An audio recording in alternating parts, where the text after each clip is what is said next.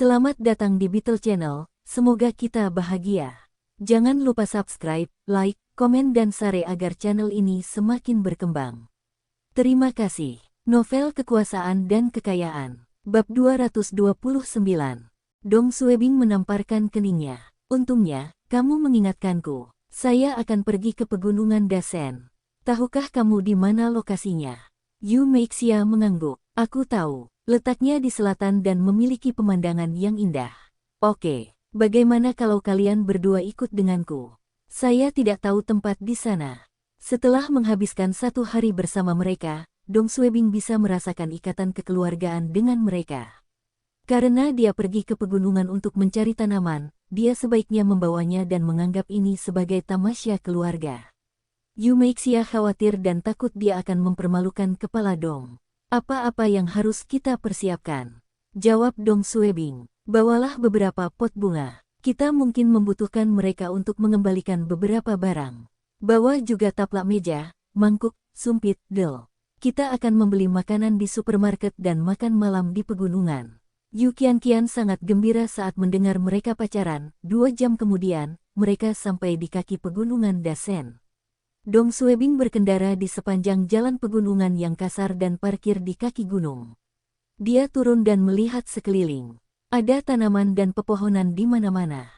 Jalan mendaki gunung cukup terjal dan rerumputan di sana pun lebat. Mungkin ada ular di antara rerumputan. Seorang penduduk desa setempat, membawa keranjang, sedang berjalan menuruni gunung. Dong Suebing berjalan mendekat dengan lukisan cat minyaknya. Hai. Tahukah kamu di mana letak tempat ini? Penduduk desa melihat lukisan itu. Seharusnya di belakang gunung, tapi ada ular berbisa di sana. Orang-orang di sini jarang pergi ke sana. Oh, terima kasih. Setelah penduduk desa pergi, Dong Suebing kembali ke mobilnya dan mengeluarkan tas besar. Ayo naik gunung. Yu Qianqian dan Yu Meixia menjadi pucat saat mendengar ada ular berbisa di gunung. Mereka berdiri di sana dan tidak bergerak. Dong Suebing memandang mereka dan tersenyum. Jangan khawatir, saya ada di sini, dan Anda tidak perlu khawatir tentang ular. Dia tidak takut pada ular dan dia kembali. Yu Meixia memegang tangan putrinya dan berjalan ke depan. Aku akan membawa tas itu. Tidak diperlukan, ini terlalu berat bagimu. Anda tinggal memegang lukisan cat minyak itu. Kami sedang mencari tempat di lukisan itu.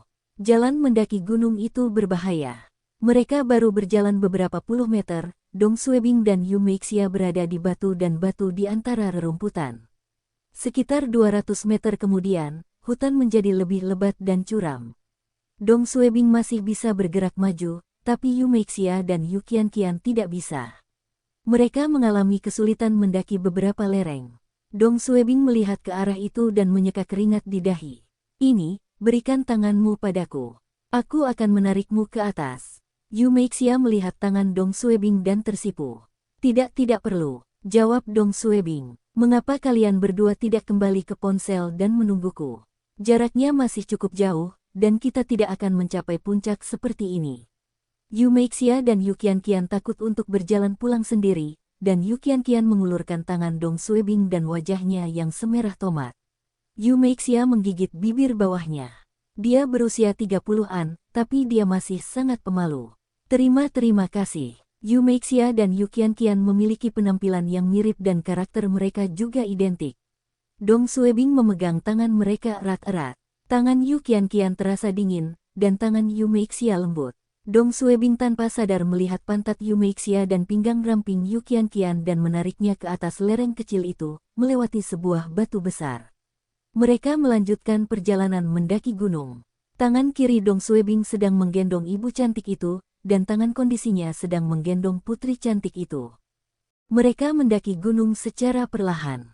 Sekitar setengah jam, mereka bertiga sampai di gunung belakang. Sepanjang perjalanan, Yu Meixia terjatuh 3 kali dan Yu Qianqian 2 kali. Tapi Dong Suebing bereaksi cepat dan menarik mereka sebelum mereka melukai dirinya sendiri. Tentu saja, saat menyimpannya, mereka mengatakan ada yang menghubungi. Misalnya, lengan Dong Suebing menyentuh payudara kencang Yu Meixia dan bisa merasakan garis bra lembutnya. Dia juga tidak sengaja menyentuh pantat Yu Qianqian. Secara keseluruhan, Dong Suebing menikmatinya. Yu Meixia dan Yu Qianqian tersipu dan ingin membenamkan kepala mereka di tanah karena malu. Seharusnya ini tempatnya. Mari kita melihat-lihat. Area di belakang gunung datar, tetapi Dong Suebing tidak melepaskan tangan ibu dan putrinya. Yu Meixia mencoba menarik kembali tangannya dengan malu-malu. Ketua-ketua Dong, saya bisa Anda. Dong Suebing berpura-pura tidak tahu. Apa yang salah? Yu Meixia melihat tangannya, yang masih memegang tangannya, tapi dia tidak berani mengutarakannya. Tidak ada. Dong Suebing tersenyum. Ayo pergi, perhatikan langkahmu. Di pegunungan belakang pegunungan Dasen, Dong Suebing memegang tangan ibu dan putrinya saat mereka mencari lokasi di lukisan itu. 10 menit, 20 menit, 30 menit. Gunung belakang terlalu besar. Mereka mencari-cari dan tidak menemukan tebing kecil di lukisan itu. Dong Suebing melihat Yu Meixia dan Yu Qianqian kehabisan napas, dan dia melepaskan tangan mereka untuk meletakkan tikar di atas rumput. Dia juga mengeluarkan termos dan cangkir dari ranselnya. Yu Meixia menuangkan air untuk Dong Suebing dan putrinya. Ketua Dong, ambillah air. Dong Suebing tertawa. Kakak Yu, kamu bilang pemandangan di sini indah. Kenapa saya hanya bisa melihat pepohonan di sekitar? Yu Meixia berbisik. Saat matahari terbenam, tempat ini indah. Tentu saja, tempat ini tidak bisa dibandingkan dengan tempat wisata di Beijing. Sebenarnya tidak banyak tempat menarik di Beijing. Pegunungan siang di musim gugur dan tempat-tempat itu tidak seindah di sini. Dong Suebing melihat arlojinya dan mengeluarkan makanan ringan yang dibelinya dari supermarket. Kami semua lelah. Mari kita makan malam lebih awal. Ini semua adalah makanan olahan dan jangan memakannya secara berlebihan. Haha, kamu akan menjadi gemuk. Yu Qianqian mengangguk dan mulai mengisi wajahnya dengan makanan ringan. Yu Meixia merasa putrinya tidak menunjukkan sopan santun dan diam-diam menyentuh kakinya. Dia takut kepala Dong akan marah. Yu Qianqian segera mengerti dan memperlambat langkahnya, mengambil keripik kentang satu persatu. Di masa lalu, beberapa teman sekelasnya, yang kaya, mampu makan makanan lezat ini dan Yu Qianqian tidak pernah membayangkan dia bisa mencicipinya suatu hari nanti. Setelah puas, perut mereka, Dong Suebing, berbaring telungkup di atas matras dan memejamkan mata.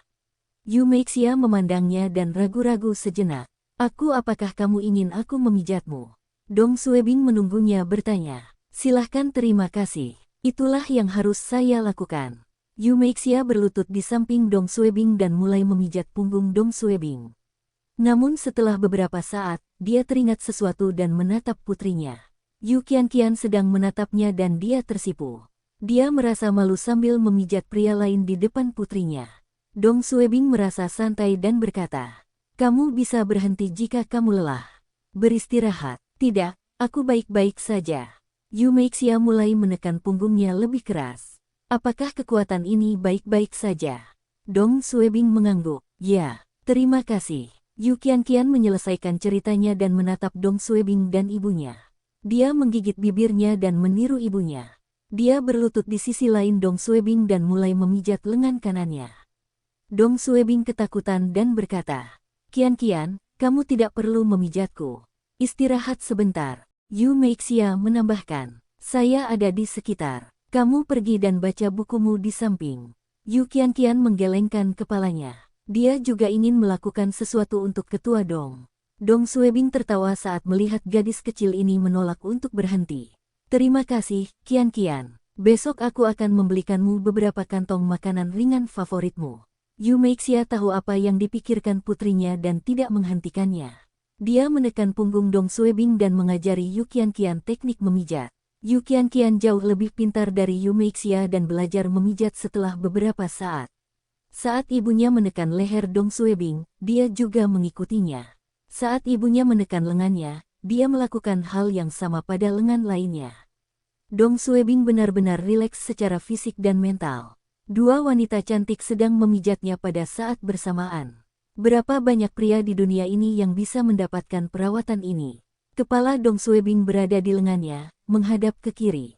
Matanya menyipit, melihat ke arah Yu Meixia. Dia sedang berlutut, dan celananya ketat, dan dia bisa melihat garis celana ketatnya.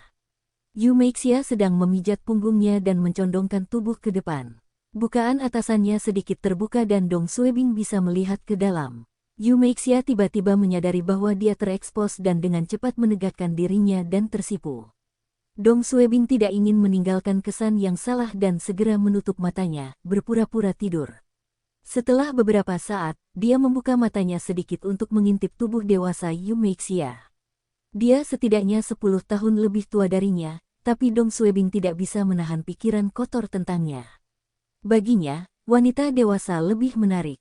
Setelah sekitar 20 menit, Dong Suebing berkata, "Baiklah, terima kasih atas pijatannya. Istirahat dulu." Yu Meixia berkeringat, tapi dia menjawab, "Saya tidak lelah." Yu Qianqian juga berkata, dengan lengannya yang sakit, Aku juga tidak lelah." Dong Suebing membalikkan badan dan duduk. "Kalian berdua sudah berkeringat. Ah, rasanya enak sekali. Terima kasih. Jangan berterima kasih pada kami." Yu Meixia berdiri. Ketua Dong, aku harus pergi." Dong Suebing berkedip dan bertanya, "Pergi kemana?" Yu Meixia menunjuk ke pepohonan. "Aku harus pergi ke toilet." "Hah?" "Dia meminta izin untuk pergi ke toilet," jawab Dong Suebing. "Oke, hati-hati." "Ya." Yu Meixia mengeluarkan beberapa kertas tisu dari ransel Dong Suebing dan berjalan cepat ke semak-semak. Saat ini sudah jam 4 sore, tapi Dong Suebing tidak menyerah mencari tanaman yang diminati Zhao Jingsong. Dia mulai berkemas sambil menunggu Yu Meixia. Dia berencana untuk mencari-cari sampai hari gelap sebelum kembali. Tapi saat Dong Suebing sedang berkemas, dia mendengar Yu Meixia berteriak dari balik pepohonan. "Ketua Dong, silakan datang ke sini." Wajah Dong Suebing berubah dan mengira sesuatu telah terjadi padanya. Dia segera berlari ke arahnya. Yu Qianqian juga berlari mendekat. "Bu, kamu baik-baik saja?" Dong Suebing menemukan Yu Meixia setelah sekitar 2 hingga 3 menit. Tapi dia tidak melihat ular berbisa atau huligan, dan Yu Meixia berdiri di sana, menunjuk ke tebing kecil. "Lihat, apakah itu tempat di lukisan itu?" Dong Suebing tercengang saat dia melihat sekeliling. "Brengsek, ini adalah tempat yang mereka cari." Yu Meixia sedang dalam suasana hati yang baik karena dia tahu dia telah membantu kepala Dong. "Saya akan kembali untuk membawa tas kita ke sini." Yu Qianqian juga mengikuti ibunya membawa tas mereka. Setelah mereka kembali, Dong Suebing mengambil lukisan cat minyak itu darinya dan berjalan beberapa langkah ke kiri. Dia melihat lukisan itu dan sekelilingnya dan berjalan 5 langkah ke depan sebelum berhenti untuk membandingkan lukisan itu dengan tebing. Pemuda itu seharusnya melukis dari lokasi ini. Bersambung, terima kasih telah menyaksikan dan mendukung channel ini.